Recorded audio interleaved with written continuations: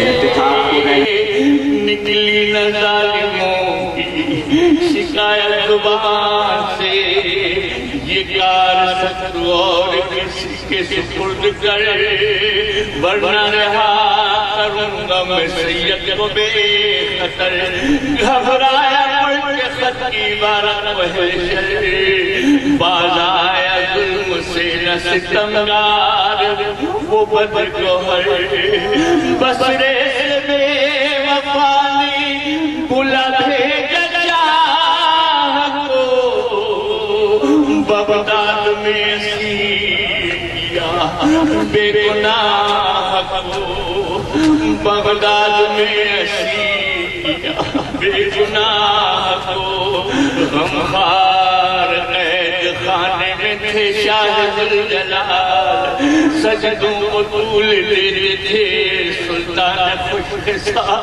پاؤں سے کھل گیا تھا بدن ضعف تھا کمال،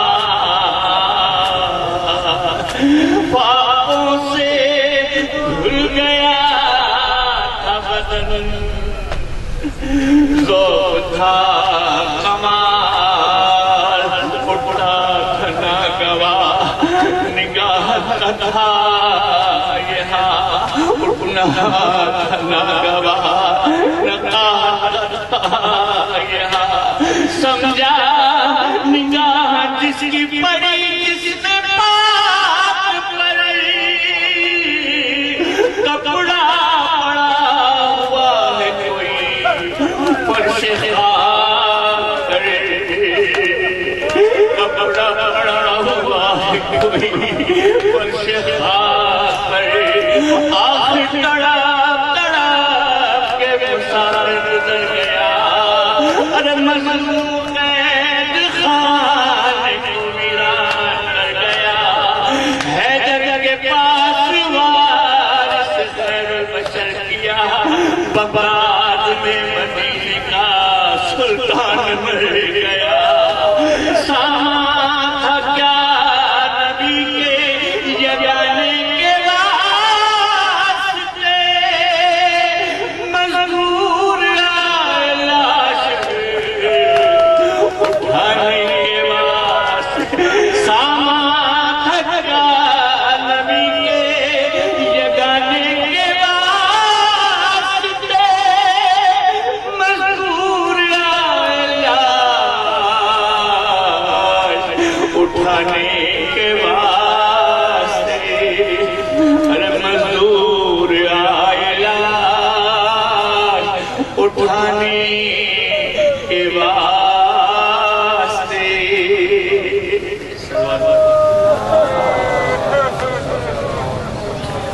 اے باد صبا جا کے اموں کو بتانا، پیاسی ہے سکینہ، یاد آئے سکینہ کی چچا لوٹ کے آنا، پیاسی ہے سکینہ، اس چھوٹے سے سن میں وہ ستم میں نے اٹھائی، پردیس میں ماں باپ سے بیٹی نہ بچھڑ، اللہ کسی کو نہ یتیم ایسا بنائے، خود اپنے لہو میں کوئی بچی نہ نہائے، میں بن گئی لاچار لینوں کا نشانہ، پیاسی ہے سکی، ارے پانی کی طلب مجھ کو کھلاتی رہی ٹھوکر، کہتا تھا نہیں دوں گا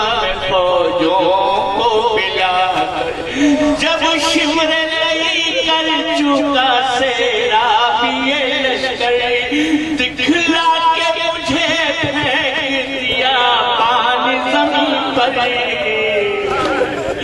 کب سمجھی مجھے کیا امید کا لانا، پیاسی ہے سکینہ، ایک رسی میں ہم سب کو تنہا کرتے ہوئے تشہیر چلے جانب کوفہ، اس میں یہ مصیبت تھی کہ قد چھوٹا تھا میرا، ارے اٹھتی تھی جو پھوپھیاں تو گلا کھچتا میرا،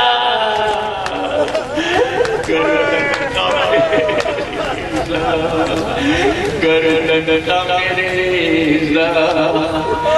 چچا دیکھنے آنا۔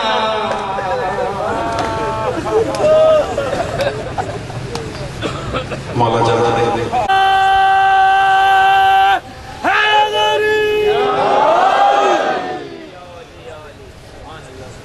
بسم اللہ الرحمن الرحیم۔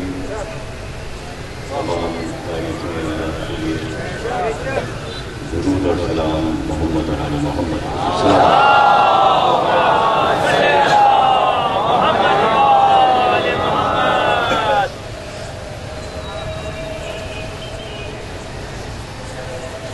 اس وجہ سے اللہ کے لیے قرآن کی سورہ آل عمران سے ایک مشہور آیت کو سرنامہ کلام بناتے ہوئے بسم اللہ الرحمن الرحیم ان اللہ اصطفیٰ آدم و نوحا و آل ابراہیم و آل عمران علی العالمین۔ پورے قرآن میں یہ لفظ آل عمران صرف ایک بار آیا ہے، اور چونکہ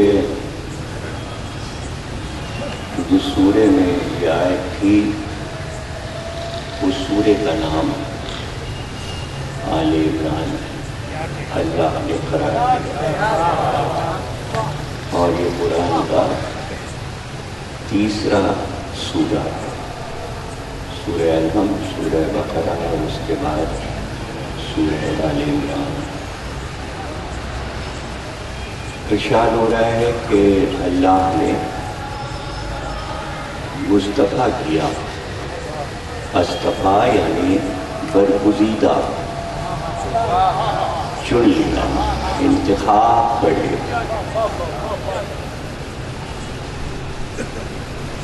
قدرت جس کو انتخاب کر لے، جسے برگزیدہ بنا دے، اس کے لیے لفظ اصطفیٰ یعنی لفظ مصطفیٰ۔ اسی لیے ہم سرکار دو عالم کے نام کے ساتھ یہ لقب استعمال کرتے ہیں کہ آپ کے لیے ہی ہو گیا۔ اور آیت میں یہ اعلان اللہ کا کہ پہلے ہم نے آدم کو چنا، اس کے بعد ہم نے نوح کو چنا۔ تو آیت کے دو حصے ہیں، پہلے حصے میں دو انبیاء کا انتخاب کیا گیا، جنہیں مصطفیٰ بنایا گیا، ایک آدم دوسرے نوح۔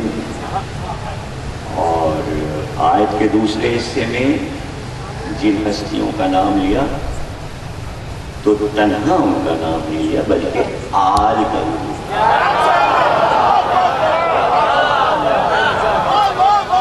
تو پہلے کہا کہ آدم کو چنا، نوح کو چنا، اور پھر کہا کہ آل ابراہیم و آل عمران۔ ہم نے آل ابراہیم کو اور آل عمران کو بھی چن لیا، آدم اور ان کے بعد۔ اور یہ انتخاب ایک سادہ سے طریقے سے اللہ سمجھا رہا ہے کہ یہ انتخاب کہیں خطے عرب میں نہیں ہوا، عراق میں نہیں ہوا، عالمین میں، عالمین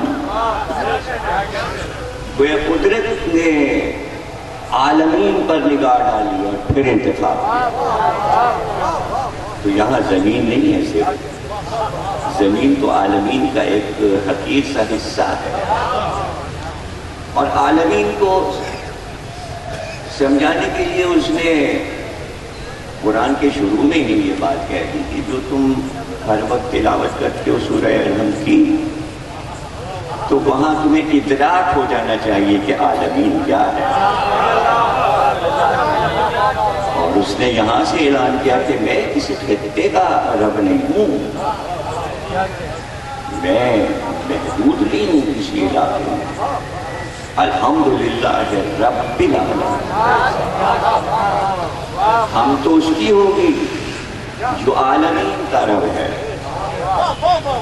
اور عالمین کو سمجھانے کے لیے قرآن کی ایک ایک آیت فہم انسانی کو دعوت دے رہی ہے کہ یہ سمجھ لو کہ وہ جو عالمین کا رب ہے تو وہ عالمین کیا ہے۔ عالم کی جمع عالمین ہے، اور عالمین یعنی کہ دو نہیں، دو عالم نہیں، بلکہ جہاں جہاں ہم نے خلقتیں کی وہ سب عالمین میں ہے۔ اور سائنسی اعتبار سے کہ جہاں سائنس نے، دیکھیے یہ سائنس کا مشغلہ بہت پرانا ہے، یعنی سائنس شروع ہی اس علم سے ہوئی جسے علم فلکیات کہتے ہیں، یعنی انسان کو ہمیشہ سے ستاروں سے دلچسپی رہی ہے، چاند اور سورج سے دلچسپی رہی ہے، اس لیے کہ زمین کے نظاروں کے بعد اگر انسان کی نگاہوں کو کوئی خیرہ کرتا ہے تو وہ آسمان ہے کہ جہاں وہ دن میں آفتاب، رات کو مہتاب، اور مہتاب نہ ہو تو لاکھوں کروڑوں چمکتے ہوئے ستاروں کی آنکھ مچولی اسے حیران کرے۔ جب وہ علم تک نہیں پہنچا تھا تو ستاروں سے آنکھ لڑا، ستاروں کے بارے میں سوچتا تھا، تو یہ علم فلکیات کا انسان کو بڑا محبوب رہا۔ یونانیوں نے، مصریوں نے، عراق والوں نے، روم والوں نے، ہندوستان والوں نے صدیوں کام کیا کہ یہ ستارے کیا ہیں، یہ سیارے کیا ہیں، یہ آفتاب کیسے طلوع کرتا ہے، کیسے غروب کرتا ہے، یہ چاند کیا ہے، کیسے گھٹتا ہے، کیسے بڑھتا ہے، یہ ستارے کیسے دمکتے اور چمکتے ہیں اور کبھی غائب ہو جاتے ہیں، کبھی پھر نظر آ جاتے ہیں، کچھ بڑے ہیں کچھ چھوٹے ہیں، سب کے رنگ الگ الگ ہیں، کوئی سرخ ہے، کوئی سبز ہے، کوئی نیلا ہے، کوئی گہرا زرد ہے، کوئی نارنجی ہے، اور سب رنگ ملا کر آسمان پر ایک ایسا دھنک کا نظارہ پیش کرتے ہیں کہ انسان کو رنگوں کی معرفت ہو گئی، اور اس کے ساتھ اس میں چمکتا ہوا نور، تو نور کو بھی پہچانا کہ روشنی کیا ہے، نور کیا ہے۔ یہ آفتاب و مہتاب اور ستاروں سے سمجھا کہ روشنی کیا ہے۔ ظاہر ہے کہ آج کی ایجادیں بلب اور یہ لائٹیں تو اس وقت تو نہیں تھیں کہ جب انسان کو یہ بھی نہیں پتا تھا کہ روشنی کیسے کی جاتی ہے، تو وہ ستاروں ہی کو روشنی سمجھتا تھا۔ اور پھر اتنا عبور حاصل کیا انسانوں نے ستاروں پر کہ اپنے راستوں کا تعین ستاروں سے کرتے، وہ راستہ نہیں بھٹکتے تھے۔ ظاہر ہے کہ آج کے جیسے ملک نہیں تھے، شہر نہیں تھے، جنگل اور صحرا تھے، اور صحراؤں میں راستہ تلاش کرنا کتنا مشکل ہے کہ ہم کس سمت جا رہے ہیں، مغرب جا رہے ہیں کہ مشرق کی طرف جا رہے ہیں، ہم اپنے گھر پہنچ سکیں گے، ہم اپنی منزل پر تو ستارے تعین کرتے تھے کہ یہ نقشہ یہاں پر ہے، تو وہ ایسا انہوں نے اپنے ذہن میں بنا لیا تھا کہ ان کے لیے آسانی ہو گئی کہ جب کشتی ایجاد ہو گئی تو پھر یہی آفتاب، یہی مہتاب، یہی ستارے سمندری راستے میں بھی کام آئے، تو دلچسپی بڑھتی گئی یہاں تک کہ اب تو سائنس نے بہت ترقی کر لی. اب نہ ستاروں کی ضرورت ہے، نہ چاند کی، نہ سورج کی. اب تو ہوائی جہاز بھی اڑ رہے ہیں، پانی کے جہاز بھی چل رہے ہیں، کاریں موٹریں بھی چل رہی ہیں، سڑکیں بنی ہوئی ہیں، سڑکوں پہ نشان لگے ہوئے ہیں. ستاروں کو دیکھ کے نہیں چل رہے ہیں، بلکہ اب تو اتنے راستے یاد ہو گئے کہ بغیر سائن بورڈ دیکھے بھی لوگ اپنی منزل پہ پہنچ گئے. تو وہ دلچسپی جو تھی دوسری طرف منتقل ہو گئی، اور اس طرف منتقل ہو گئی کہ وہ خواہش جو انسان کے دل میں تھی کہ کیا ہم کبھی ان ستاروں کے قریب جا سکیں گے. کہ یہ تو انسان کے دل میں ہمیشہ سے تھا کہ ہم ستاروں کے قریب جا بھی سکیں گے کہ نہیں. تو ظاہر ہے کہ اس نے یہ اعلان نہیں کیا کہ ہم کبھی نہیں جا سکیں گے. یہ اعلان نہیں کیا اس نے کہ ہم ستاروں کے قریب نہیں جا سکیں گے، یعنی اس نے شکست کا اعلان نہیں کیا. بجائے اس کے اس نے ایسے محاورے ایجاد کر لیے، کہو تو ہم آسمان کے تارے تمہارے لیے گویا اپنے فتح کا اعلان کیا کہ وہاں جانے کی بات نہ کرو، ہم تو تارے توڑ کر لا سکتے ہیں. یعنی یہ کب محاورہ ایجاد ہوا تھا کہ تارے توڑ کر تمہارے دامن میں ڈال دیں. تو محاورہ تو اس دن سچا ہوا جب آسمان کا ستارہ علی کے در پہ.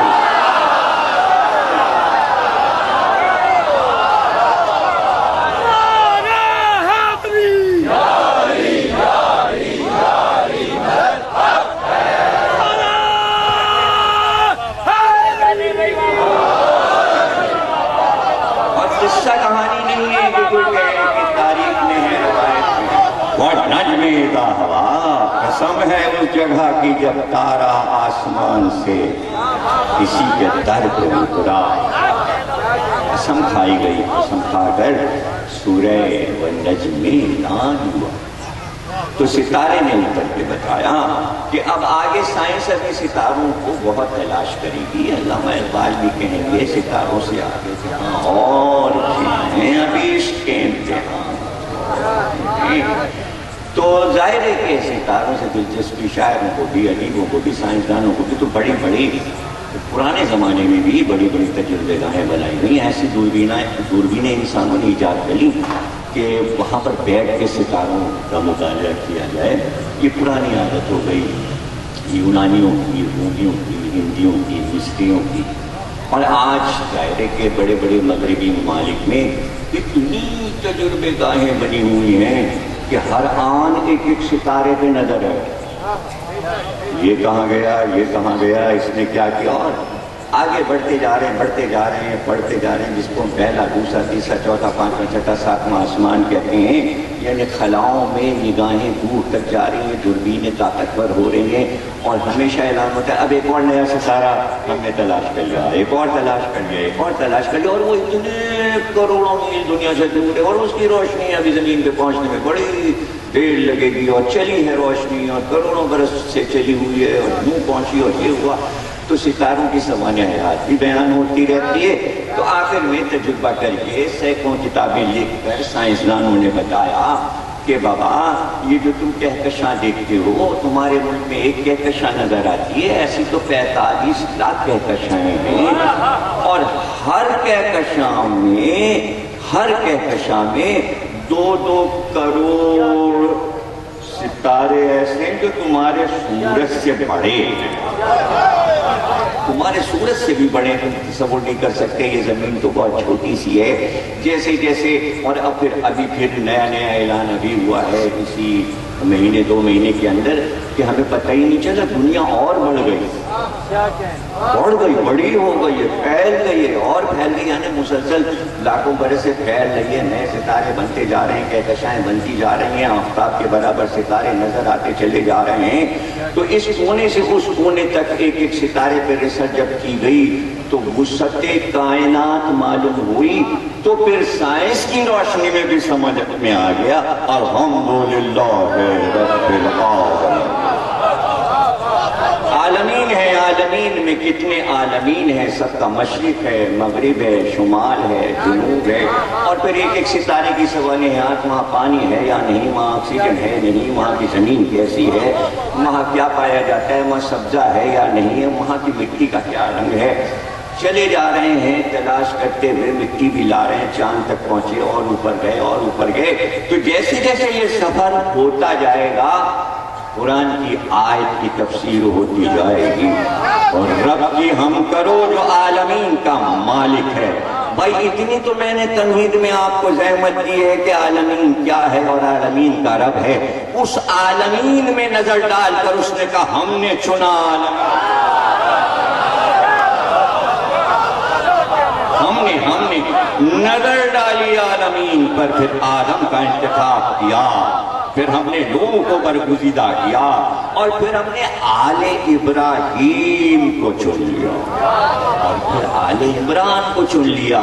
دیکھیے جب کوئی بات آگے باقی رہتی ہے کہ آگے کہی جائے گی تو ڈیش نہیں لگتا، فل اسٹاپ نہیں لگتا، لیکن جب فل اسٹاپ لگا دیا جائے تو قلم توڑ دیا گیا، اس کے آگے اب کچھ نہیں کہیں گے، بس یہی آخری بات ہے ہماری، یہ حرف آخر ہے قرآن میں، حرف آخر ہے آل عمران۔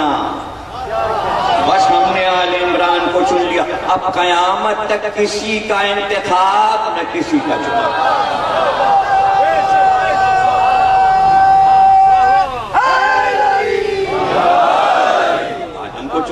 نوح کو چنا، پھر ابراہیم تو آل میں آ ہی گئے، ابراہیم اور آل عمران، ابراہیم اور آل ابراہیم، عمران اور آل عمران۔ تو آل کہہ کر آل نے شامل کیا، نہیں سمجھ، ابراہیم کو الگ نہیں رکھا، نہیں کہہ سکتا تھا ابراہیم اور آل ابراہیم، نہیں، ہم نے چن لیا آل ابراہیم۔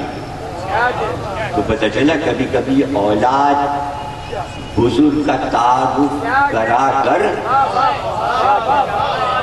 بزرگ کو فخر کا موقع دیتی ہے، گھبراہٹ نہ ہو، اسی کا نام حدیثی قصہ ہے، تاکہ اولاد کو جمع کر کے تعارف کرایا جائے۔ انتخاب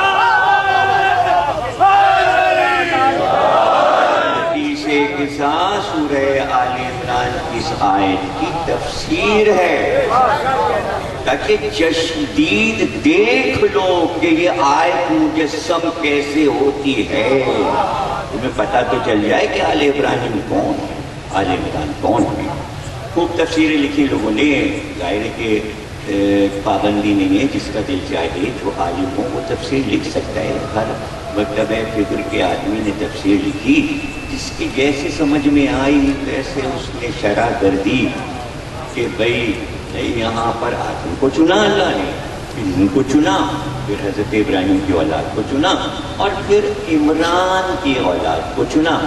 تو کسی مفسر نے کہا کہ عمران دراصل حضرت موسیٰ اور حضرت ہارون کے والد کا نام ہے، اور یہ موسیٰ اور ہارون کو چنا گیا ہے۔ صحیح ہے، اس میں کوئی ذرا سے بھی شک کی گنجائش نہیں ہے کہ موسیٰ اور ہارون کے والد کا نام عمران تھا۔ لیکن یہ دوسرے مفسر نے کہا کہ نہیں بھائی، بات دراصل یہ ہے کہ حضرت مریم کے والد کا نام بھی عمران تھا، اس لیے عمران مریم بنت عمران کہتے ہیں بھائی، تو عمران کی بیٹی ہیں، تو یہ حضرت عیسیٰ کے نانا کی بات ہو رہی ہے، عیسیٰ نواسی ہیں نا عمران کے، تو یہ آل عمران کا مطلب ہے عیسیٰ کو چنا گیا۔ یہ بھی بالکل سچی بات ہے اور صحیح ہے، نہ وہاں شک کی گنجائش نہ یہاں شک کی گنجائش۔ تو جب پہلے مفسر نے کہا تھا کہ عمران موسیٰ اور ہارون کے باپ ہیں، تو کیا اس میں سوچا تھا کہ ایک اور عمران ہے؟ تو دو عمران ہو گئے، تو جب تاریخ میں دو ہو سکتے تو تین بھی ہو سکتے۔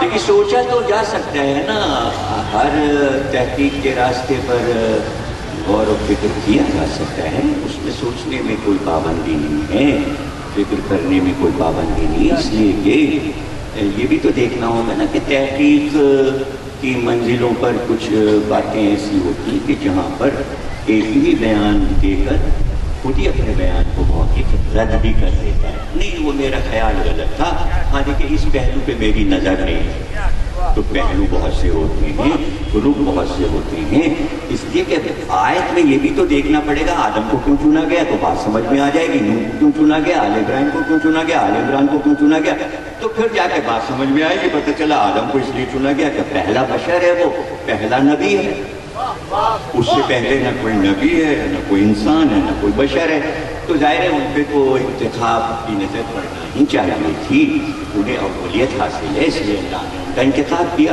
لیکن یہ پھر اتنے بہت سارے انبیاء نے نوح کو کیوں چنا، نبی تو اور بھی تھے، تو اللہ نے کہا دیکھو بات یہ ہے کہ پہلی شریعت جو ہم نے اتاری وہ نوح پہ اتاری، تو اب نوح سے لے کر آدم کے درمیان میں جتنے بھی انبیاء ہیں، وہ جناب ادریس ہوں، جناب متشلف ہوں، فشد ہوں، جتنے بھی انبیاء آئے کہ جو کہ مشہور و معروف ہیں یا جو کہ جن کے نام پردے خفا میں ہیں، وہ سب اپنی جگہ پر ان پہ صحیفے اترے، لیکن شریعت اگر اتری، پہلی شریعت تو وہ نوح پر اتری، تو چونکہ یہ بہت بڑا کریڈٹ حضرت نوح کا تھا کہ وہ شارع پہلے شریعت کو لے کر آئے ہیں، اس کے بعد انبیاء میں شریعت شروع ہوئی، اس لیے نوح کا انتخاب کر لیا، آدم پہلے بشر، نوح پہلے شارع، تو اب پھر پروردگار یہ بھی سب جانے کہ پھر ابراہیم کو کس بات پر چنا تھا، ابراہیم اور آل ابراہیم کو اس بات پر چنا کہ ابراہیم کے گھر میں نبوت بھی ہے، رسالت بھی ہے اور خلت بھی ہے، وہ نبی بھی ہیں، رسول بھی ہیں، وہ خلیل بھی ہیں، اور بھی کچھ ہیں۔ کہاں جب وہ آگ سے بچ گئے تو ہم نے اعلان کیا وَإِنَّ مِن شِيَتِهِ لَإِبْرَاهِيمَ،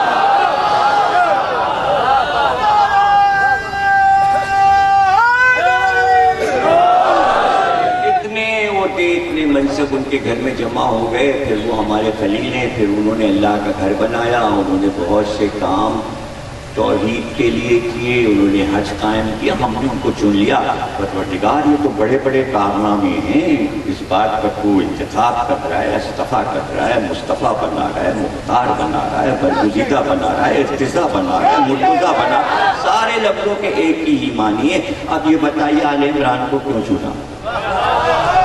کہا بھائی آل عمران کو اس لیے چنا کہ ابراہیم کو ہم نے نبی بنا کر، خلیل بنا کر، سب سے آخر میں کہا انی جاعلک للناس اماما، ہم نے تمہیں انسانیت کا امام بنایا، ہم نے تمہیں انسان، تو ہمارے جتنے منصب تھے ولایت تک کے وہ سب پورے ہوئے، تو ہم نے پھر آل عمران میں وہ سارے منصب جو آدم سے شروع کیے تھے ان کو یہاں پر یکجا کیا، اور یہاں پہ اختتام کر دیا، امامت یہاں ختم، نبوت یہاں ختم، رسالت یہاں ختم۔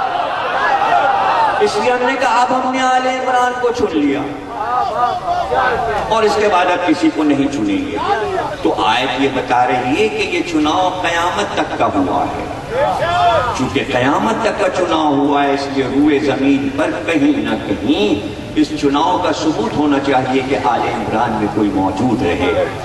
اس لیے پیغمبر نے یہ بھی بتا دیا کہ میں تمہیں دو چیزیں چھوڑ رہا ہوں، ایک قرآن ہے اور ایک بیت ہیں، تو اس کے معنی جب تک قرآن رہے گا تب تک اہل بیت رہے گا۔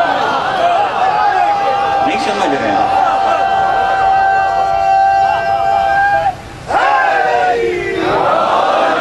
جب تک قرآن رہے گا اہل بیت بھی رہیں گے، اس لیے کہ وہ محافظ ہیں، اور قرآن کو تو ہمیشہ رہنے ہی، اس لیے کہ قرآن نے خود ہی بتا دیا کہ جب تک کوثر پہ نہ پہنچ جائیں یہ دونوں، تو کوثر تک کی بات ہے، وہاں تک دونوں کو ساتھ رہنا ہے اور ساتھ جانا ہے۔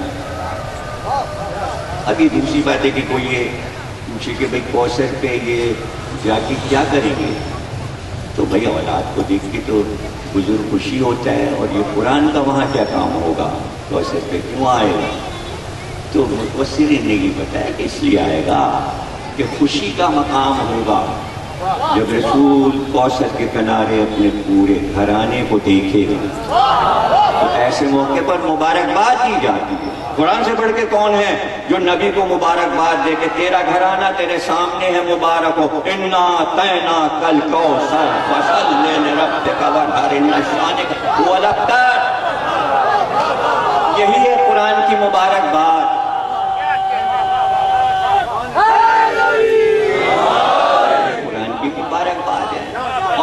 یہ بھی ثبوت دینا ہے کہ دیکھیے 7 ہیں، یہاں تک 7 آ گئے، 7 کا ثبوت اسی طرح سورہ کوثر سے قرآن کو دے دے گا، تو ظاہر ہے کہ باقی رہنا ہے اور کوثر تک باقی رہنا ہے۔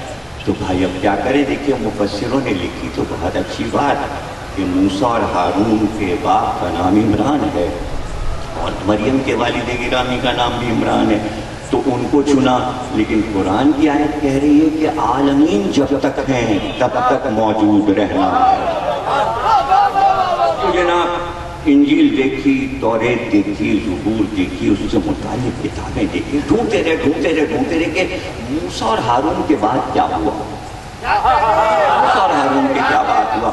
بہت ڈھونڈا تو بڑی مشکل سے ایک آدھ لوگوں نے لکھا ہاں بھائی موسیٰ کے تو کوئی بیٹا ہوا نہیں، ایک بیٹی تھی، وہ بھی نہ پتہ چلا کہ اس بیٹی کا نام کیا تھا، اس بیٹی کی شادی کہاں ہوئی، کون سے خاندان میں ہوئی، تفصیل کچھ نہیں ملتی۔ گویا اولاد نہیں تھی حضرت۔ پھر اس کے بعد ڈھونڈنا شروع کیا تو توریت تک ہم پہنچے، اور توریت کی جو تفصیلی کتابیں تھیں اس نے بتایا کہ بھئی ہارون کے 12 بیٹے تھے، اور یہ بات ہمیں بزم پیغمبر دو عالم کے ذریعے ہی پتہ چلی کہ جب امام حسن پیدا ہوئے تو جبریل امی آئے اور کہا سلام کہتا ہے اللہ، تو پھر درود بھیجتا ہے آپ کے لیے اور کہتا ہے بیٹے کا نام آپ شبر رکھ دیجئے۔ یہ سب سے بڑے بیٹے ہارون کا نام ہے، اس لیے چونکہ آپ جو ہے مثل موسیٰ ہیں اور آپ کا جو بھائی ہے وہ مثل ہارون ہے، تو اس کے بیٹے کو مثل فرزند ہارون ہونا چاہیے، یہ شبر ہے۔ جب حسین میں تو جبریل پھر آئے، کہا ہارون کے دوسرے بیٹے کا نام شبیر تھا، اس لیے حسین کا نام شبیر رکھ دیجئے۔ تو یہاں سے ایک تحقیقی نظر پڑی کہ موسیٰ کے بڑے بیٹے کا نام شبر تھا، پھر شبیر تھا، پھر اور پتہ چلا 12 بیٹے تھے، اور ان کے یہ کام تھے، اور وہ ہیکل ہارونی کے فرما بردار اور راہب تھے، اور وہی عبادت گزاری میں سب سے آگے ہوتے تھے، ان کے آگے پاؤں چل نہیں سکتی تھی۔ وہ 12 ایسے ہارون کے نائب تھے، اور پھر ڈھونڈتے بہت کوشش کی کہ ان 12 کی نسل کا پتہ چلے کہ ان کی نسل کہاں گئی۔ تو آج کوئی ڈھونڈ کے دکھا دے کہ ہارون کے 12 بیٹوں کی نسل کس کس ملک میں پائی جاتی ہے۔ تو جب نسلی نہ رہی تو العالمین کیا ہے؟ پھر اب ہم کیا کریں؟ عالمین میں کہاں ڈھونڈیں کہ نسل ہارون کہاں گئی؟ موسیٰ کی کوئی بیٹی تھی، اس کا تو پتہ ہی نہ چلا کہ نسل کہاں گئی۔ کم از کم جن کے نبی ہیں یہ دونوں، وہ تو کہیں سے ریسرچ کر کے لا کے ورلڈ کو بتا دیں، وہ تو بتا دیں کہ کہاں ہے موسیٰ کی اولاد، کہاں ہے ہارون کی اولاد۔ پھر نظر پڑی کہ بھائی عمران حضرت مریم کے والد کا نام ہے، تو پھر یہاں تو کسی ریسرچ کی ضرورت ہی نہ پڑی، اس لیے کہ مریم اکیلی بیٹی تھی عمران کی، اور مریم کے ایک ہی بیٹا عیسیٰ تھا، اور عیسیٰ 33 برس کی عمر میں چوتھے آسمان پہ بلا لیے گئے، نہ شادی، نہ بیاہ، نہ بچہ، نہ اولاد، تو نسل تو رہی نہ، وہ خود ہی آسمانی ہو گئے۔ تو اب نسل کہاں ڈھونڈے؟ پتہ چلا یہ عمران اور وہ عمران، دونوں عمران کی نسل روئے زمین پہ نہیں پائی جاتی، تو اللہ کے انتخاب میں تیسرا عمران ڈھونڈنا پڑے گا جس کی نسل تھی، ہے، موجود رہے گی۔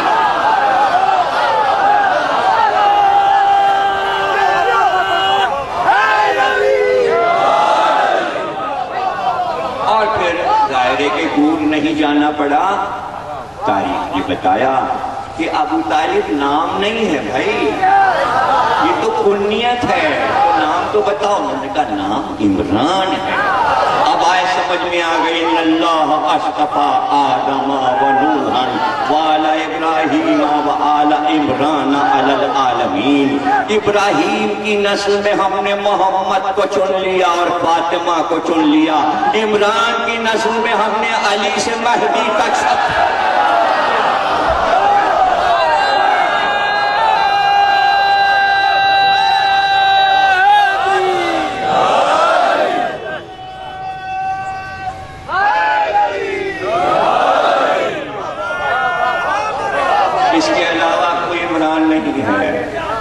اس آیت کا سہارا ہے کہ قرآن انتخاب کو رہنا ہے قیامت تک. کون نہیں گواہی دے رہا کہ ایک آنے والا، آنے والے ہی کو یہ فخر ہے کہ آدم میں بھی وہی ہے، نوح میں بھی وہی ہے، آل ابراہیم میں بھی وہی ہے، آل عمران میں بھی وہی ہے. دیکھیے آنے والے ہی کو یہ حق ہے کہ وہ کہے وارث آدم میں ہوں، وارث نوح میں ہوں، وارث ابراہیم میں ہوں، وارث عمران میں ہوں. یہ خطاب صرف ابو طالب کے لیے ہو گیا. ابو الائمہ کچھ نہ مانیے، یہ تو مانیے کہ 12 اماموں کا باپ.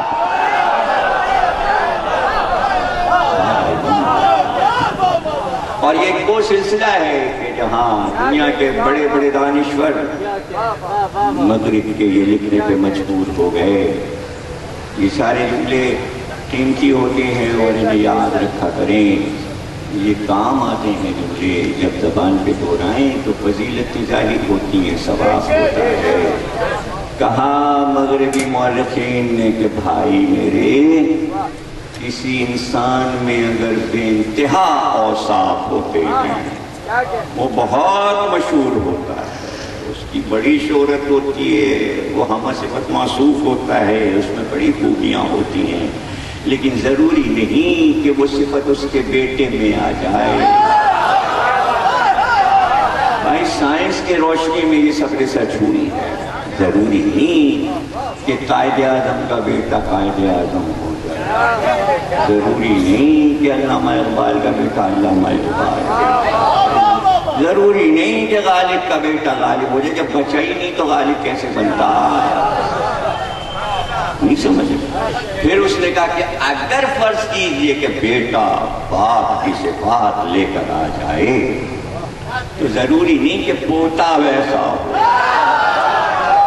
اور پھر مولوین نے کہا کہ اگر پوتا بھی ویسا ہو جائے جیسا دادا تھا تو پھر یاد رکھیے گا چوتھی پشت میں صفات ختم ہو جاتی ہیں، پھر وہ صفات واپس نہیں آتی. اور پھر مغربی مورخ نے یہ لکھا کہ ایک گھرانہ ہم نے دیکھا کہ محمد کی نسل میں 12 تھے، جیسا پہلا تھا ویسا.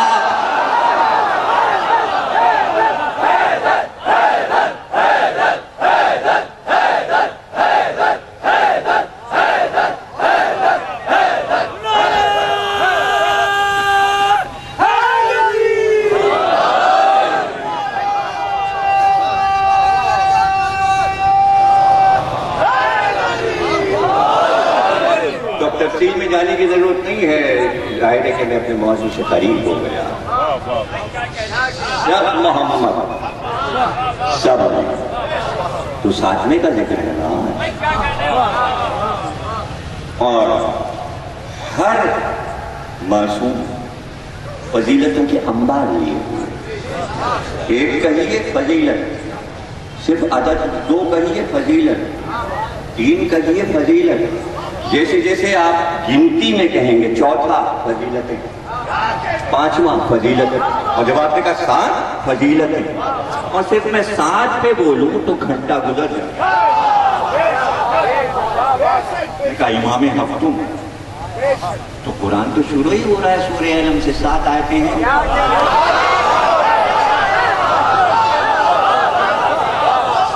اور اس بات کو فخریہ اللہ نے پھر آگے جا کے ایک سورے میں کہا، سب مثانی. ہم نے میرے محبوب آپ کو سب مثانی دیا. سب مثانی کیا مطلب؟ یعنی 7 چیزیں 2 بار دی، یعنی 14.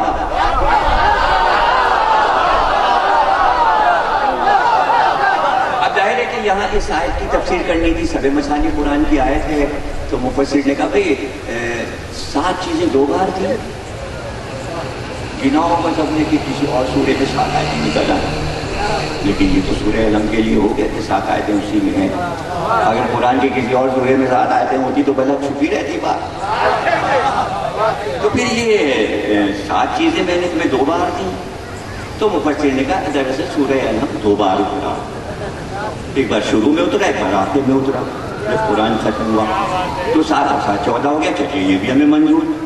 تو اگر آپ اس کو چھپانا چاہ رہے ہیں کہ 7 اور 7 14، ہم نے 14 دیے،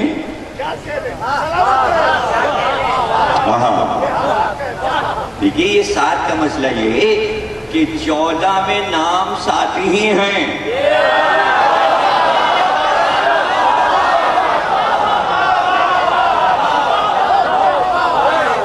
نام 7 ہی، اس لیے کہ محمد کا نام 4 بار ہے، علی کا نام 4 بار، اور پھر اس کے بعد ایک بار حسن آیا، پھر دوسری بار حسن آیا، تو معصوم میں 2 حسن ہیں، 4 علی 4 محمد 2 حسن، اور پھر اس کے بعد موسیٰ اور جعفر 7 ہو گئے، علی محمد حسن 3 موسیٰ اور جعفر۔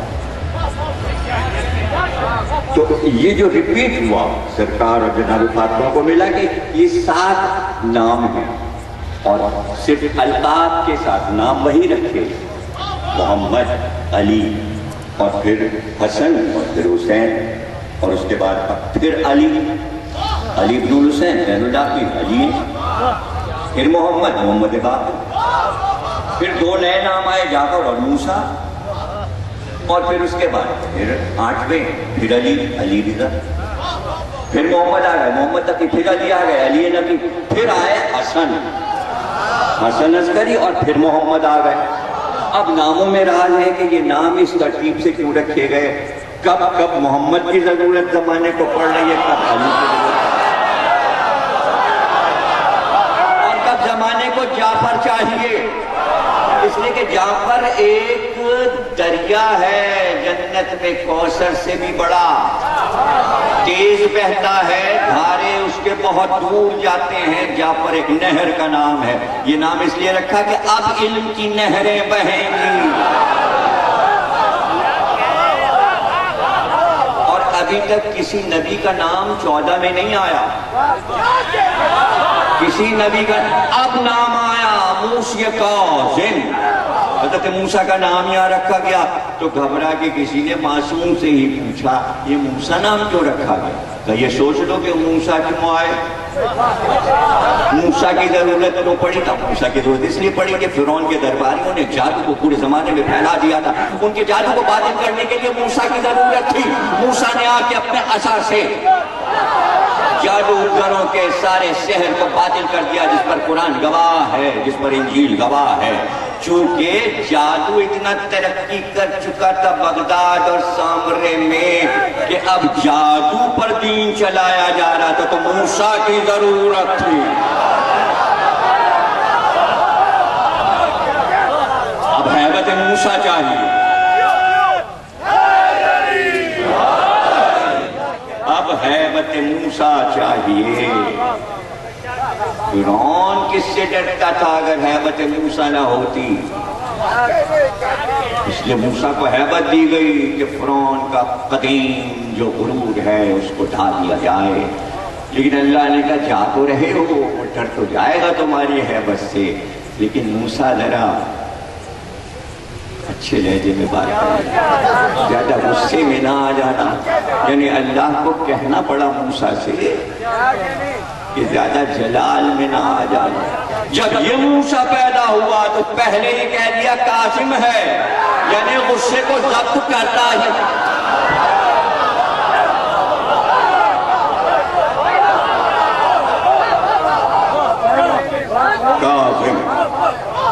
کاظمین الغیظ قرآن کی آیت ہے، لفظ کاظم قرآن سے ہی اللہ نے لے کر عطا کر دیا، تو ان کے دونوں نام اور لقب دونوں قرآنی ہیں، موسیٰ بھی قرآن میں ہے، کاظم بھی قرآن میں۔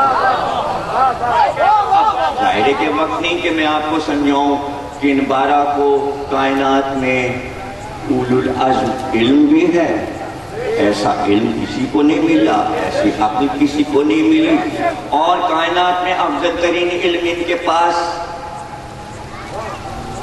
اور افضل ترین شجاعت ان کے پاس، افضل ترین سخاوت ان کے پاس، افضل ترین عبادت ان کے پاس، ان سے بڑھ کے کوئی کائنات میں عبادت بھی نہ کر سکتا جیسی عبادت انہوں نے کی، ہر لمحہ عبادت۔ اور اس کے ساتھ ساتھ یہ بھی بتا دیا گیا کہ شجاعت بھی اسی گھر میں، عصمت بھی اسی گھر میں، سخاوت بھی اسی گھر میں، صبر بھی اسی گھر میں، حسن بھی اسی گھر میں۔ انہوں نے لکھا کہ امام حق تم موسیٰ کاظم کے حسن کا کیا عالم تھا، کیا کہنا، کیا کہنا، یعنی آل محمد کے گھر میں کسی صفت کو بیان کرتے ہوئے دلیل کی ضرورت نہیں، اس لیے کہ بس کہہ دو محمد ہیں اپنے وقت کے، اپنے وقت کے محمد ہیں۔ اب ظاہر ہے کہ مقابلہ سحر سے تھا، جادو سے تھا۔ یہ وقت نہیں کہ میں آپ کو بتاؤں کہ یہ جادو اتنا ترقی کیوں کر رہا تھا۔ جادو میں سائنس شامل ہو گئی تو جدید جادو آ گیا تھا، پرانا جادو سب نے چھوڑ دیا تھا، تو وہ جدید اس لیے ہو گیا تھا کہ عرب میں سب جگہ کا جادو آ کے جمع ہو گیا۔ جب بادشاہ بہت تم طراق اور جاؤ حشم کا ہوتا ہے تو وہ فنکاروں کو تمام سے جمع کرتا ہے، اس ملک کا بلا لو، اس ملک کا بلا لو، اس ملک کا بلا لو، تو ہر جگہ کا جادوگر جمع تھا۔ تو کتنا جادو تھا بھائی، اور جادو کے تماشے دیکھنا، تو بھائی ہندوستان کے جادوگر کو بھی بلا لو۔ اسی زمانے میں ہندوستان کے جادوگروں نے تاش کے پتے ایجاد کیے تھے، اس سے جادو دکھاتے تھے، وہ بہت اٹریکشن تھا اس میں اربوں کے لیے کہ بھائی یہ جادو خوب ہے، اس میں گنتی بھی ہے، اس میں آداب بھی ہیں، تو وہ ایسے جادو، تو اس نے کہا کہ بھئی ایسا کوئی جادو دکھاؤ کہ ہم ان لوگوں کو متاثر کر سکیں جو اپنی روحانیت کا دعویٰ کرتے ہیں۔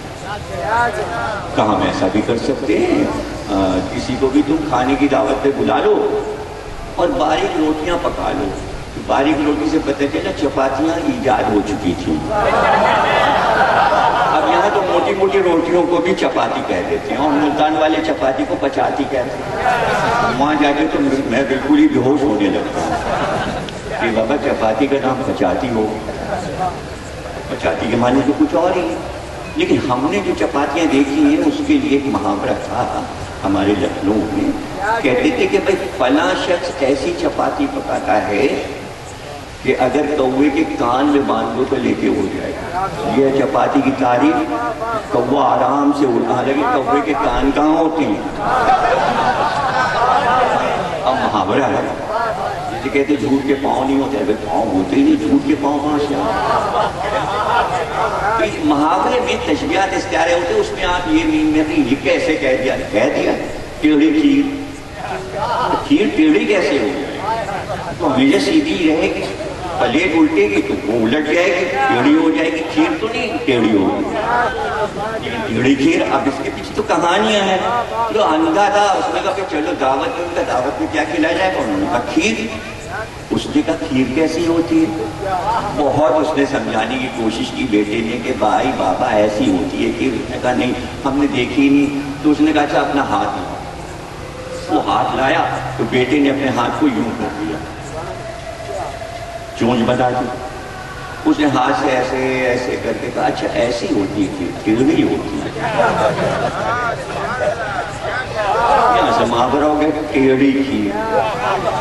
تو ہر محاورے کے پیچھے ایک سٹوری ہوتی ہے، تو اس میں گھبراہٹ نہ ہو، تو بھائی اس نے روٹیاں پکوا دی، اس نے کہا دسترخوان پہ رکھ دو، بادشاہ وقت نے کہا قید خانے سے لاؤ قیدی کو، آپ کا ہمارا امام حق تو لایا گیا، لیکن ایسے بھی بٹھائے گئے تھے جو امام کے چاہنے والے تھے، تاکہ شرمندگی کا احساس ہو تو راوی بھی تو کوئی بنے کیونکہ قریبی محبت کرنے والا ہو۔ کہتے ہیں کہ کھانا شروع ہوا تو امام کے چاہنے والے نے بڑھ کر ایک روٹی اٹھائی، لیکن جادوگر نے روٹی کو اڑا دیا، ہوا میں اڑ گئی، اس نے پھر ہاتھ بڑھایا، اس سے پہلے کہ روٹی کو اٹھاتا ہوا نہیں ہو گئی، جیسے وہ ہاتھ بڑھاتا ہے روٹیاں اڑتی جاتی، تو امام کو کہاں یہ برداشت کہ چاہنے والے کی توہین ہے،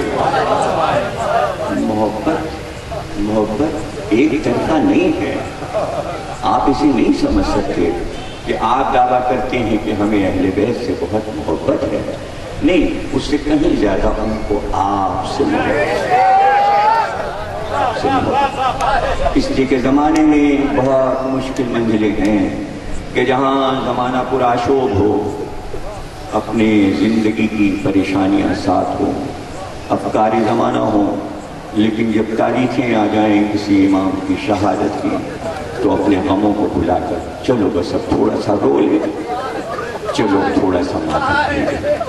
تو یہ وہ محبت ہے جس کی قدر بہت زیادہ ہے اور قدر ان کی نظر میں ہے. تو وہ چاہنے والوں کو چاہتے ہیں، محبت کرتے ہیں، ان سے برداشت نہیں ہوا کہ محبت کرنے والے کو شرمندہ کیا جا رہا ہے. کہتے ہیں کہ ہارون جس تخت پہ بیٹھتا تھا اس کے پیچھے ایک مقبلی ایرانی قالین لگا تھا اور اس پر ایک شیر کی شبیہ تصویر بنی ہوئی تھی.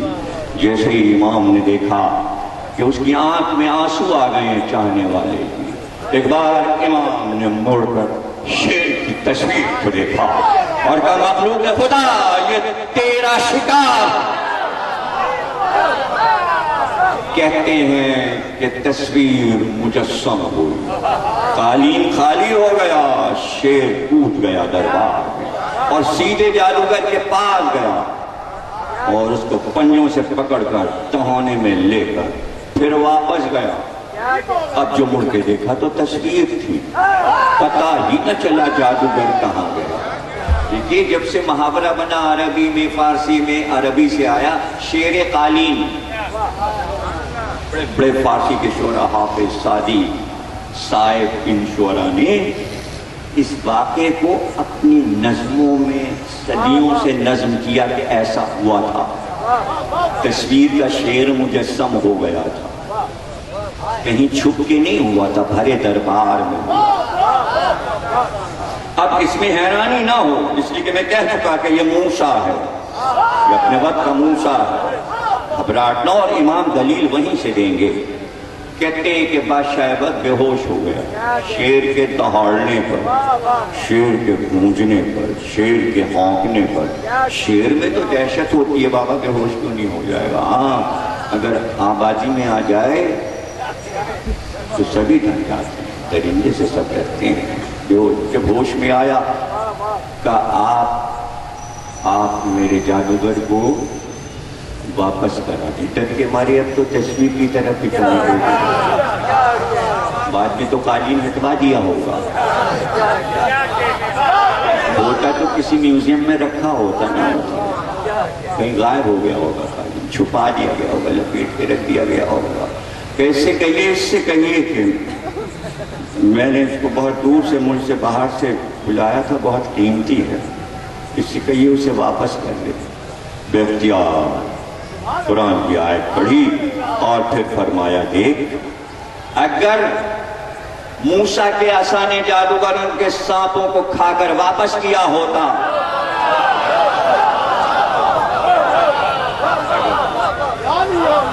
تو میں بھی واپس کر دیتا. چونکہ عصائے موسیٰ بھی جب اژدہا بنا اور سانپوں کو کھا گیا تو اس نے واپس نہیں کیا. یہ بھی واپس نہیں آئے گا، اب واپس نہیں آئے گا. اور اس کے بعد اٹھ کر چلے گئے. تو اپنے وقت کے موسیٰ ہیں، جادو کو باطل کے بتایا کہ قرآن اور نبی کی روحانیت، اس کے آگے جادو سحر سب باطل ہے. اور جادو ابھی بھی باطل ہی ہے، جادو کو حرام کہتے ہیں، جادو حرام ہے. معجزہ اور ہے، جادو اور ہے. نبی اور امام معجزہ دکھاتا ہے، جادوگر جادو کا سہارا لیتا ہے. جادو بغیر سبب نہیں، معجزہ بغیر سبب ہے. بلے آپ معجزے میں یہ تلاش نہیں کر سکتے یہ کیسے ہوا، اور آپ جتنا چاہے زور لگائیں نبی آسمان پہ کیسے گئے، آفتاب کیسے پلٹا، وہ پلٹا. سائنس سے تھوڑی ثابت کیا جاتا ہے چاند کیسے دو ٹکڑے ہوا، ستارہ کیسے اترا، وہ اترا. در خیبر کیسے اکھڑا، وہ اکھڑا. سائنس وائنس دلائل ولائل نہیں ہوتے، وہ معجزہ جو ہے ہو جاتا ہے. اور اس میں گھبراہٹ نہ ہو، اس لیے کہ دکھانے والا وہ کائنات کا مالک ہے جو عالمین کا رب ہے. کی بنائی کائنات میں کچھ بھی تغیر کسی وقت بھی ہو سکتا ہے. نہ معلوم کتنے سیارچے زمین کے قریب سے گزر جاتے ہیں. ابھی ایک ہفتے پہلے گزر گیا, ٹکرا جاتا ہے تو کیا ہوتا. سب ایک دوسرے کے قریب سے گزر رہے ہیں, چل رہے ہیں, پھر رہے ہیں. یہ تو امام ہی فرماتے ہیں. امام نے کہا تمہیں کیا پتا, تم اگر آسمان میں خلاؤں میں جا کر زمین کو گھومتے ہوئے دیکھو تو اس سے جو آواز پیدا ہوتی ہے خلا میں, وہ اگر سن لو تو کلیجہ پھٹ کے پانی ہو جائے. اگر تم صرف مخروطی سایہ جو زمین کے گھومنے کا ہے اس کا عکس دیکھ لو تو تمہارا ہارٹ فیل ہو جائے. تو اللہ کو بتانا ہے, اسے معلوم ہے کہ تمہاری اتنی طاقت نہیں کہ تم ہماری ان چیزوں کو دیکھ سکو, اور اس لیے نہیں دیکھ سکتے کہ پھر تم رہو گے ہی نہیں دنیا میں. انہی کو دکھایا, انہی کو دکھایا جن کے سامنے بنایا تھا, بلکہ جن کے ہاتھ سے بنوایا.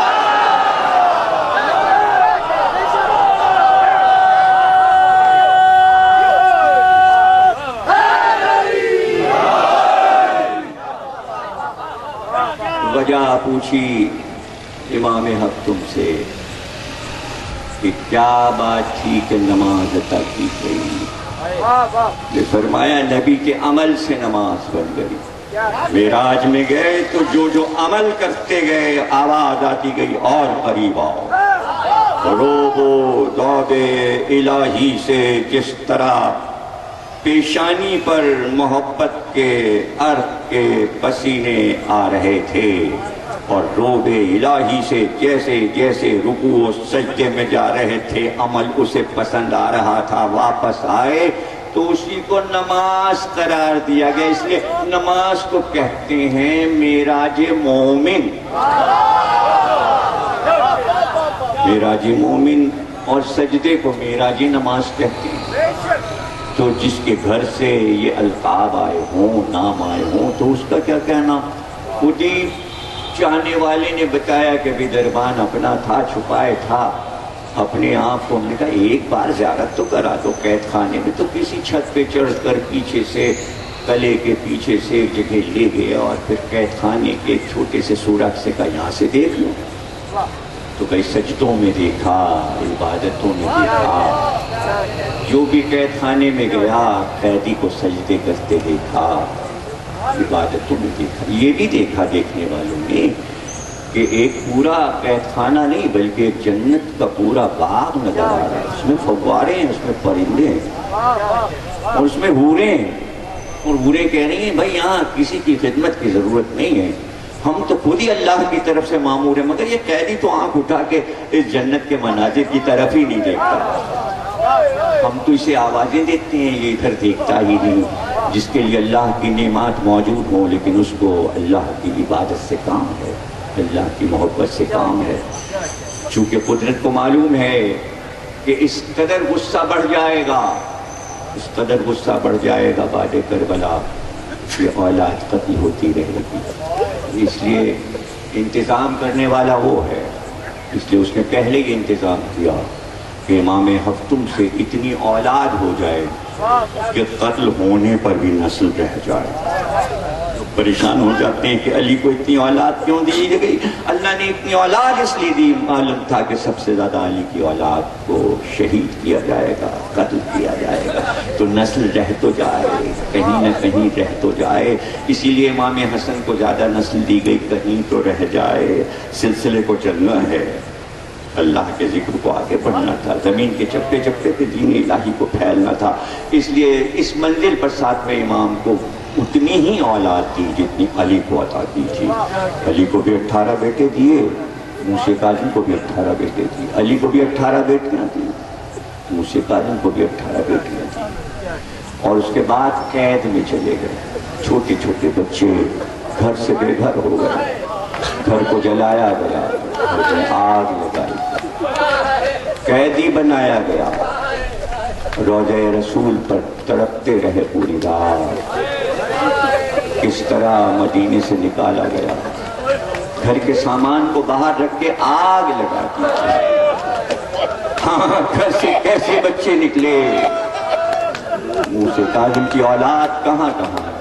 آپ جب آذربائیجان سے ایران آئے، ایران سے عراق آئے، اور ایران کے ایک ایک شہر اور صوبے میں ہر جگہ آپ کو موسیٰ کاظم کی اولاد میں ایک مزار، ایک روضہ، پتہ چلے گا یہ امام موسیٰ کاظم کا بیٹا ہے۔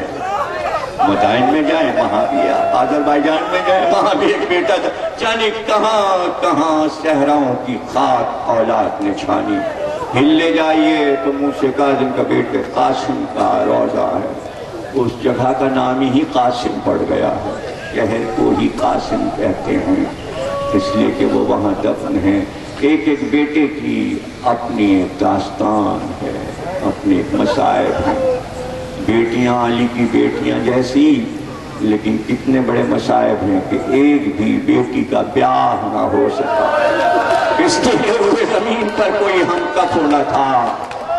بہنوں میں سب سے بڑی معصومہ قم تھی، آج کیا قم میں جاہ و جلال ہے، فاطمہ معصومہ کا۔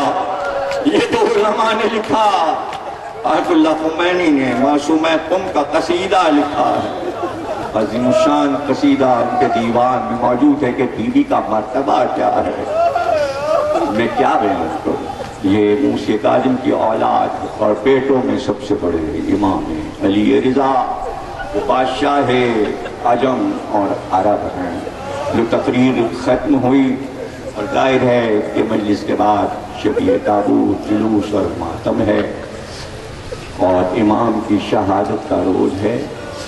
میں تو بس یہی کہتا ہوں کہ جیسے مصائب کربلا میں، دیکھیے مصائب کربلا کے دو طرح کے ہیں، ایک مصائب وہ ہیں جو کربلا میں ہوئے، شہیدوں پر ہوئے، اور دوسرے قسم مصائب کی وہ جو سید سجاد پر ہوئے، جو قیدی پر ہوئے۔ موسیٰ کاظم میں تو دونوں مصائب جمع ہو، شہید بھی کیا گیا اور قیدی بھی بڑھا۔ اللہ تمہیں سلامت رکھے، اور سوائے اس گھرانے کے غم کے تو غم نہ دے، اس لیے کہ غم تو مبارک ہے، اس میں تو خود ہی آنکھ سے آنسو آتے ہیں، خود ہی آنکھ سے آنسو آتے ہیں۔ قید میں ہونے کے باوجود ہتھکڑیاں اور بیڑیاں لاغر اتنے ہو گئے ہیں کہ جب چادر اوڑھ کر لیٹتے ہیں تو سفید چادر، زمین پر صرف چادر نظر آتی ہے، کوئی ادھار نہیں نظر۔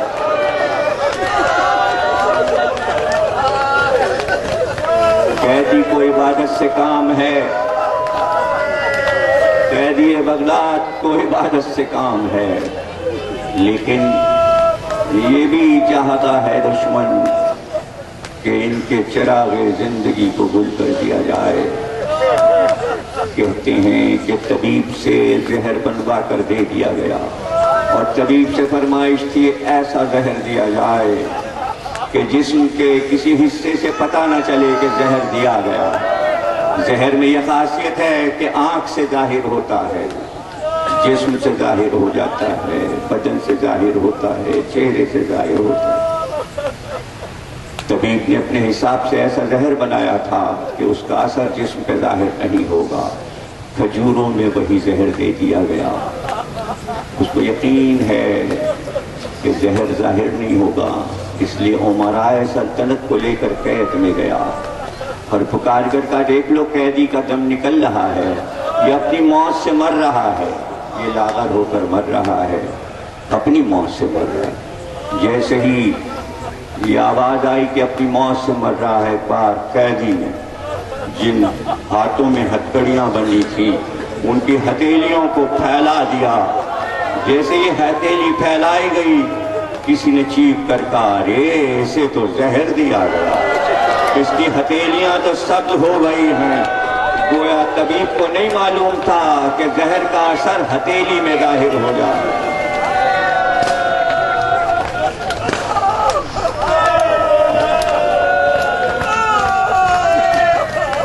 امام حق تم نے تڑپ تڑپ کر کیسے رات گزاری، لیکن ہائے اب تو دنیا چھوڑ ہی چکے تھے، اب تو دنیا چھوڑ چکے تھے۔ اب تو جنازے کو اٹھوا دیا جاتا، لیکن ایسا نہیں ہوا، بلکہ یہ حکم دیا گیا بازار سے کچھ ایسے حمالوں کو بلایا گیا جو سامان ڈھوتے تھے کہ قیدی کا جنازہ لے جاؤ اور جسر بغداد کے پل پر پھینک دو۔ 4 مزدور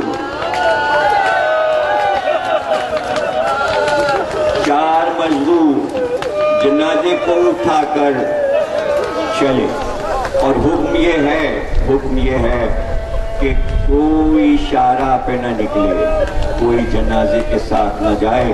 لیکن حاکم کا بھائی سلیمان وہ نکل آیا باہر، اس نے کہا ہمیں کوئی نہیں روک سکتا، ہم اس جنازے کے ساتھ جائیں گے۔ ننگے پیر چلا، روتا ہوا چلا، لیکن اس وقت تک حداد جسر بغداد پہ جا کر جنازے کو رکھ آئے تھے۔ جنازہ رات بھر جسر بغداد پہ پڑا رہا۔ صبح ہوئی تو وہ سبزی منڈی جانے والے مزدور جو سبزی لے کر جاتے تھے بغداد کے پل پر پھینک دو۔ 4 مزدور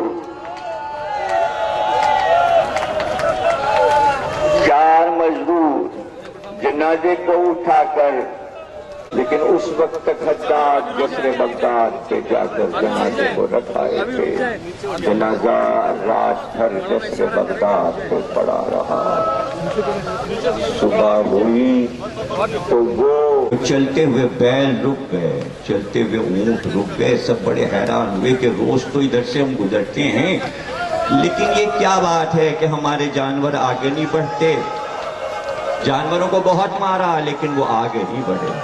سب اوپر پہنچے تو دیکھا ایک لاشا پڑا ہے، اس کے ہاتھوں میں ہتکڑیاں ہیں، اس کے گلے میں توق ہے، پیروں میں بیڑی ہے۔ بس میں نے تقریر ختم کی، تابوت آپ کے سامنے آ گیا، دائرے کے گریا کا منظر آپ کے سامنے، بس سن لیجئے کہ پھر کیا ہوا۔ وہی رات تھی، تقریر کے آخری جملے، وہی رات تھی جب جنازہ بغداد کے پل پہ پڑا ہوا تھا۔ آپ جانتے ہیں آج بدھ کا دن ہے، یہ موسی کاظم کا دن ہے، یہ باب الحوائج کا دن ہے، چونکہ دن انہی کا ہے، جو چاہے مانگ لو۔ باب الحوائج سے جو چاہے مانگ لو، تابوت تمہارے سامنے ہے۔ آج کا سننا وہی رات جب بغداد کے پل پر جنازے کو ڈال دیا گیا تھا کہ بغداد کی ایک گلی میں ایک حداد رہتا تھا جو لوہے کا کام کرتا تھا۔ آدھی رات ہو چکی تھی کہ اس کے گھر کے دروازے پر دستک ہوئی، وہ گھبرایا، سوتے سے اٹھا، دروازہ اس نے کھولا، دیکھا ایک بی بی سیاہ چادر اوڑھے ہوئے۔ حیران ہو کر پوچھا آپ کون ہیں؟ کہا پہلے میری بات کا جواب دے۔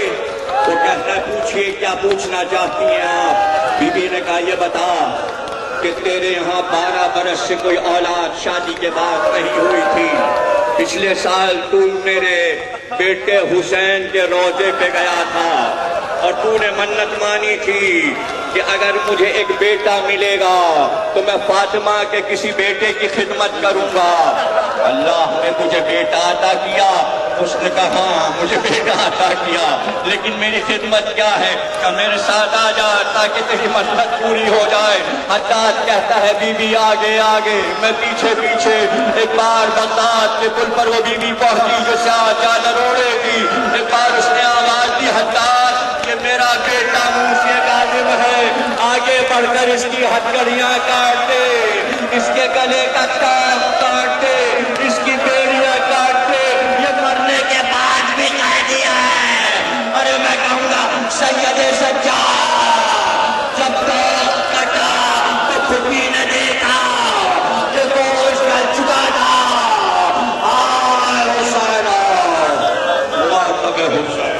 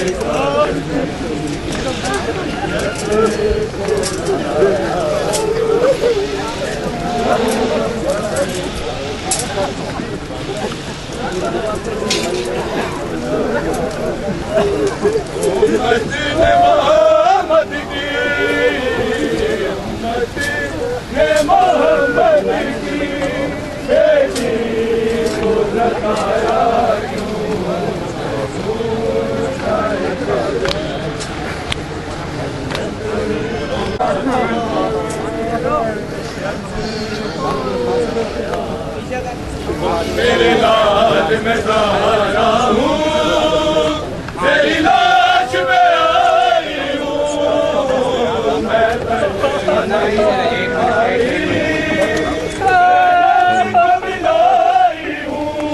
سارے پڑھو نام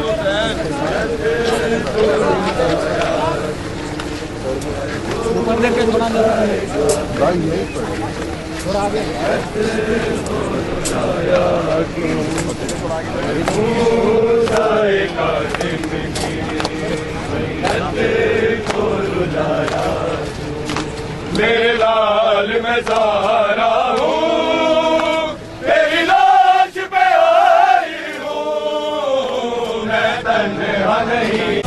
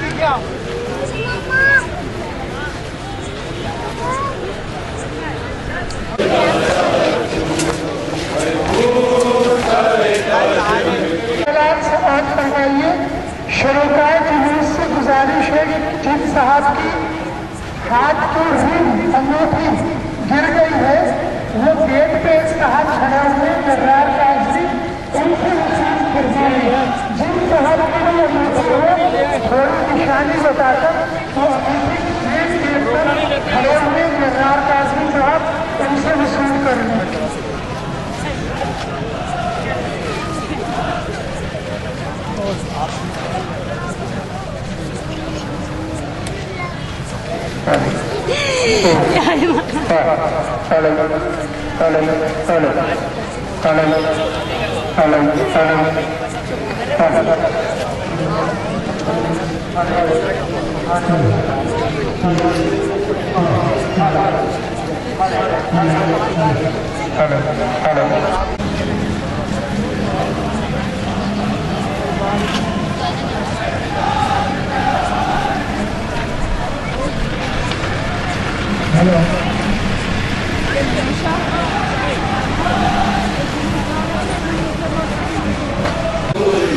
بغداد میں کیا سارے اہل ایمان نہ تھے، کیا لوگ ڈرتے تھے یا پھر انسان نہ تھے۔ ایوب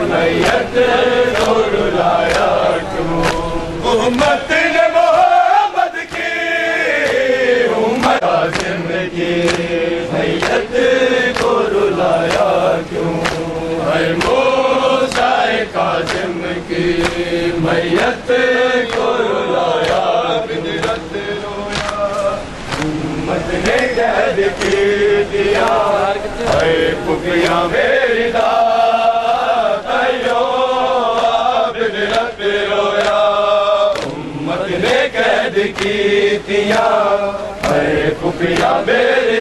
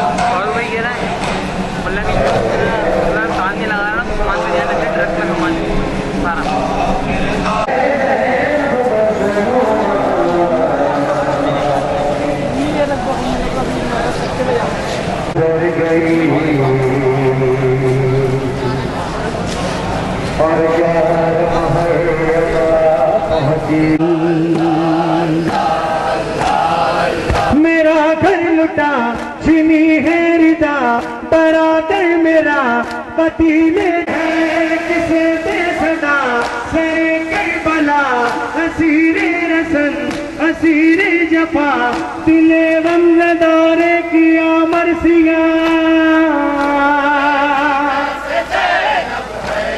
حال نبی کی غربت دنیا نے کیوں نہ جانی قیدی بنی آواز رہی سینوں پہ ہاتھ مارتے ہوئے تمام عزادار جیو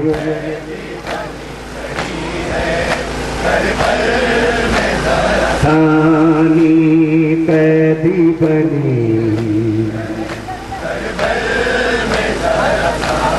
جو بی بی نہیں نکلی بے پردہ کبھی گھر سے پردیس میں وہ بی بی چادر کے لیے در سے بڑا ہے یہ غم بڑے ہیں ستم کہ ہیں خاک پر نبی کے حرم ستم میں گھری بے کسی تشنگی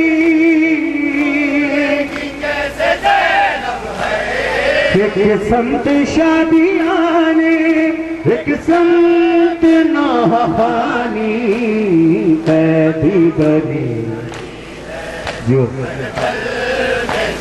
ثانی قیدی ثانی قیدی بنی کھڑی ہے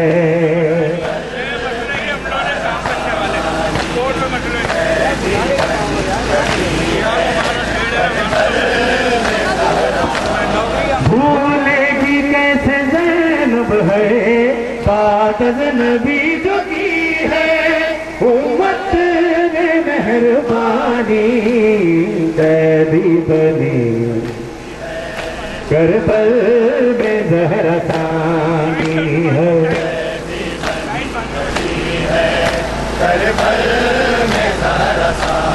یہ آل پیغمبر کے احسانوں کا بدلہ ہے بے آس غریبوں کو قذاقوں نے لوٹا ہے دھواں ہی دھواں پھگا ہی پھگا غریب الوطن ہوئے بے امان نبے قما باوفا رو دیا بھولے گی کیسے زینب ہے چلتے ہوئے وہ خیمے پیاسوں کی پاس بھانی قیدی بنی کربل میں زہرا ثانی قیدی بنی بات از نبی جو کی ہے امت نے مہربانی قیدی بنی آباد رہیے.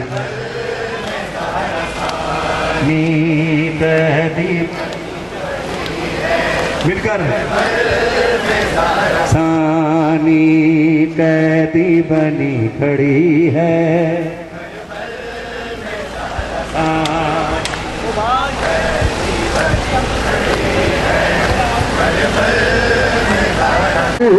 کے ہوئے کوزے ایک مشق سکینہ پر دو ہاتھ ہوئے صدقے. ادھر باوفا ادھر اشکیا گرا خاک پر علم خوب بھرا یتیمہ کوئی کہہ کے یہ رو پڑی. وہ ہاتھ قیمتی تھے یا قیمتی تھا پانی. قیدی بنی کربل میں زہر ثانی.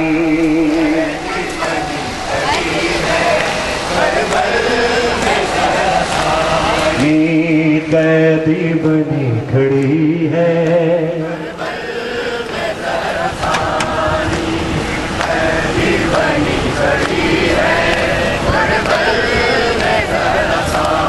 بے درد مسلمان سے زینب نے یہی پوچھا.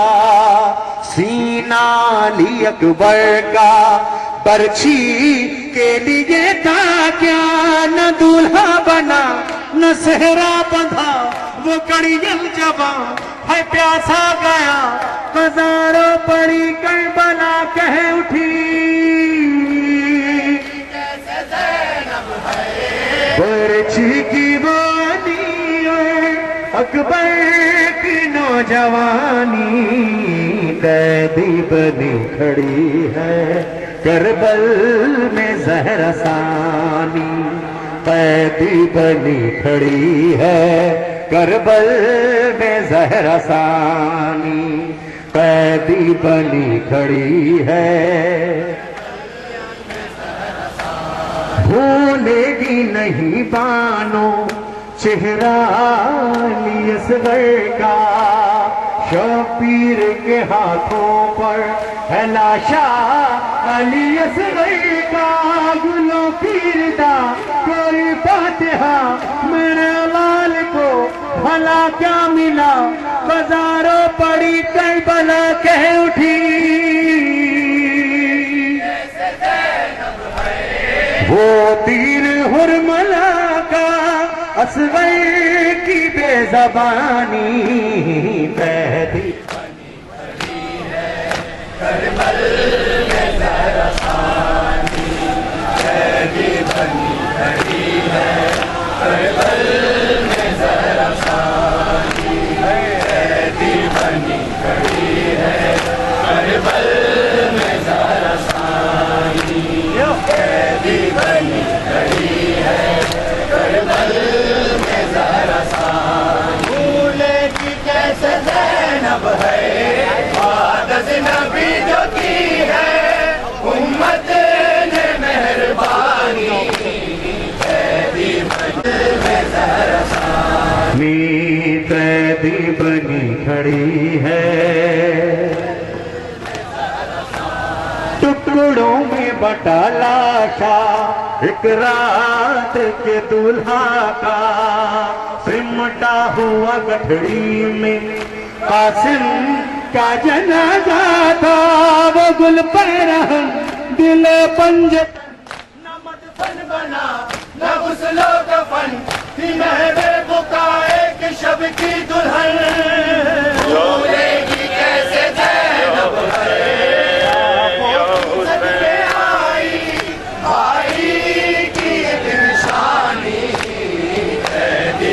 ایک غریب الوطن قید میں مر گیا.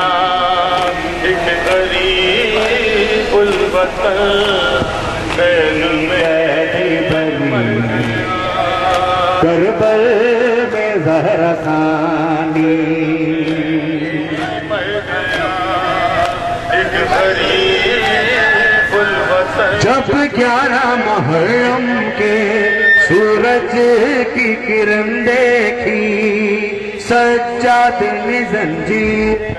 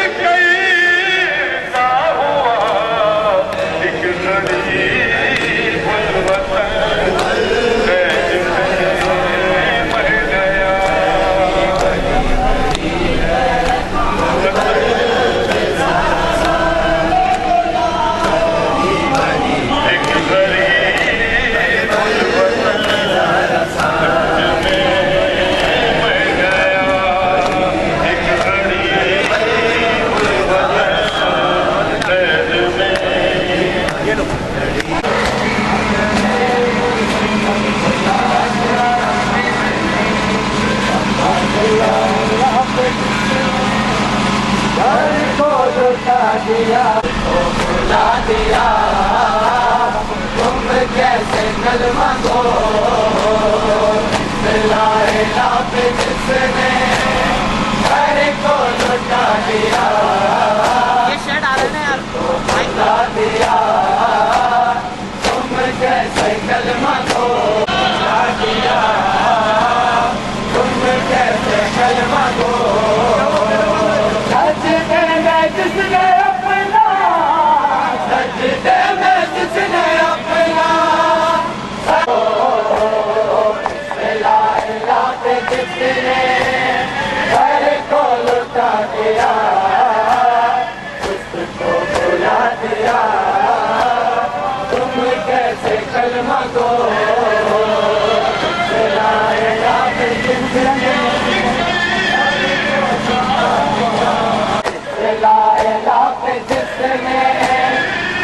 को लुटा दिया तुम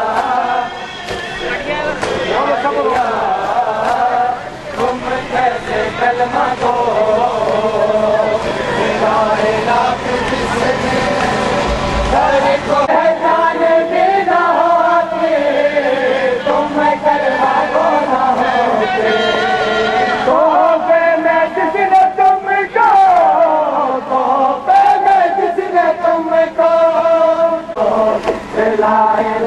जिसने घर को लुटा दिया बुला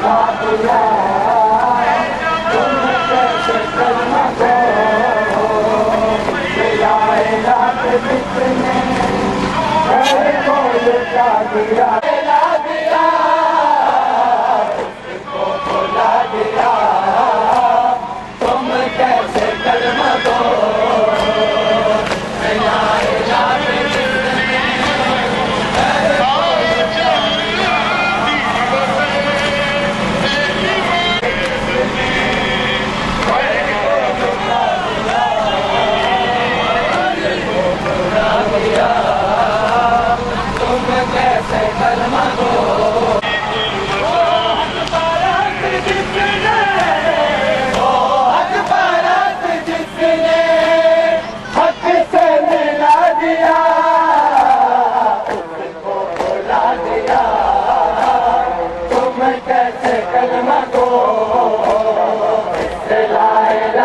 जिसने घर को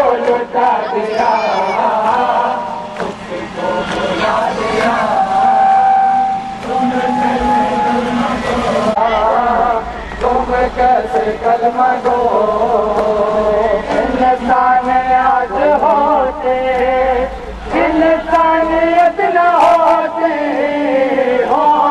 یزیدیت ہے سب خود پرست ہوتے وحدانیت نہ ہوتی یزیدیت ہے کس نے یزیدیت کا کس نے یزیدیت کا نقشہ مٹا دیا اس کو بلا دیا تم کیسے کلمہ دو لا الہ کے جس نے گھر کو لٹا دیا اس کو بلا دیا تم کیسے کلمہ دو لا الہ کے جس نے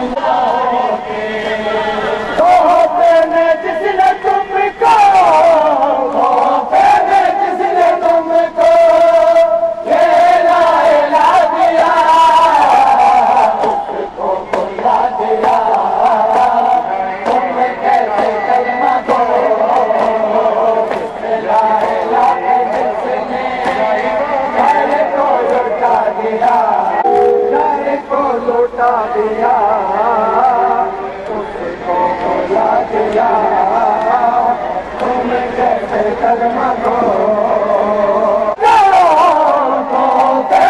جس نے تم کو یہ لا الہ دیا اس کو بلا دیا تم کیسے کلمہ دو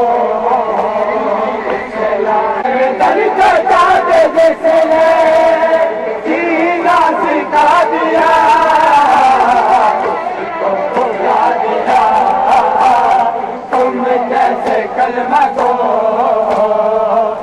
لا الہ جس نے گھر کو لوٹا دیا اس کو بلا دیا تم کیسے کلمہ دو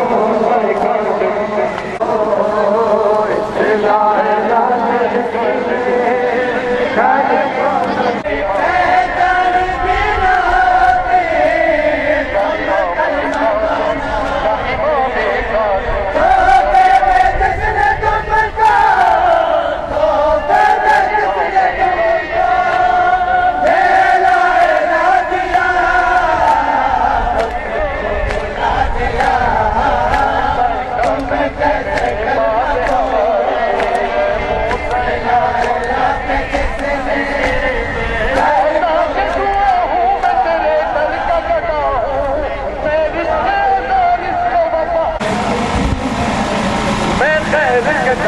تو سواری نہیں مولا مولا یوں سب کچھ خالی نہیں مولا پہلے بھی تو میں آپ کے ٹکڑوں میں پلا ہوں ہے میرے بابے چل